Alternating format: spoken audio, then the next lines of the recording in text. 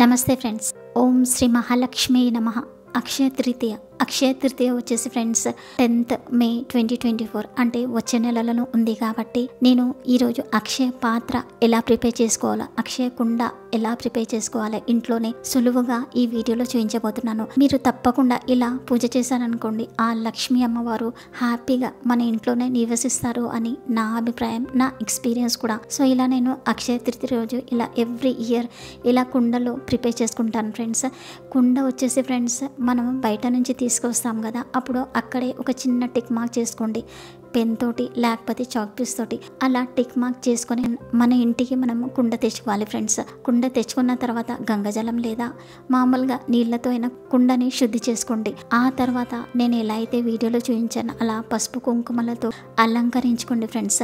శ్రీం అని తప్పకుండా రాయండి ఫ్రెండ్స్. శ్రీం అంటే అమ్మవారికి ఎంతో ఇష్టమైన పదం అన్నమాట.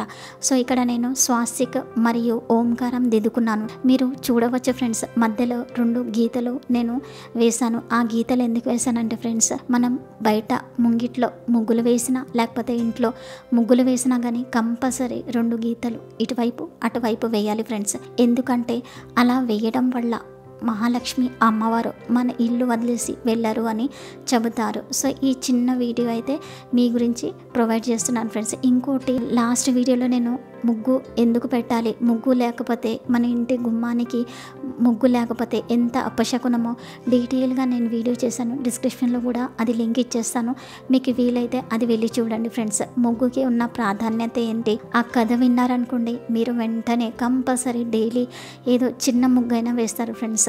సో ముగ్గు వేసిన తర్వాత 2 గీతలు ఇటువైపు అటువైపు వేయడం మర్చిపోకండి.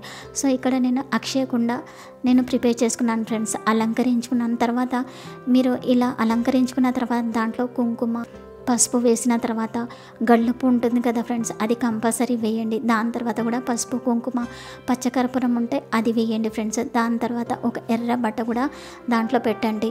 తర్వాత వచ్చేసి మీకు వీలైన డబ్బులు దాంట్లో పెట్టండి ఫ్రెండ్స్. చిల్లర డబ్బులు, చిల్లర నాణాలు అంటారు కదా ఫ్రెండ్స్, అది పెట్టడం మర్చిపోకండి. తర్వాత మూత పెట్టి మహాలక్ష్మి అమ్మవారికి మనస్ఫూర్తిగా సంకల్పంతో ఏదైతే మీరు కోరుకుంటున్నారో అలా పూజ చేశారనుకోండి, ఆ అమ్మవారు సాక్షాత్తు తన పాదాలతోటి మన ఇంట్లో ప్రవేశిస్తారు. నా ఇది పర్సనల్ ఎక్స్పీరియన్స్ ఫ్రెండ్స్. హడావడిగా చాలామంది గోల్డ్ కొంటూ ఉంటారు. నేనైతే ఎవ్రీ అక్షయ తృతీయ రోజు మాత్రం గోల్డ్ కొన్నాను ఫ్రెండ్స్. అది ఎందుకు కొన్నానో, ఏం కొంటానో వచ్చే వీడియోస్లో మీకు చూపించబోతున్నాను. తప్పకుండా ఛానల్ని సబ్స్క్రైబ్ చేయడం మర్చిపోకండి. ఇంకోటి, బెల్ ఐకాన్ తప్పనిసరిగా ప్రెస్ చేయండి ఫ్రెండ్స్, ఎందుకంటే నా వీడియోస్ మీకు అందుతూ ఉంటాయి అన్నమాట టైం టు టైం. సో ఇలా నేను అక్షయ పాత్ర ప్రిపేర్ చేసుకున్నాను ఫ్రెండ్స్. ఇంకోటి, అక్షయ పాత్ర వచ్చేసి ఫ్రెండ్స్ కింద పెట్టకూడదు. ఇలా నేను ఒక పళ్ళెంలో, రాగి పళ్ళెం కానీ ఇత్తడి పళ్ళెంలో కానీ ఇలా పెట్టుకోండి.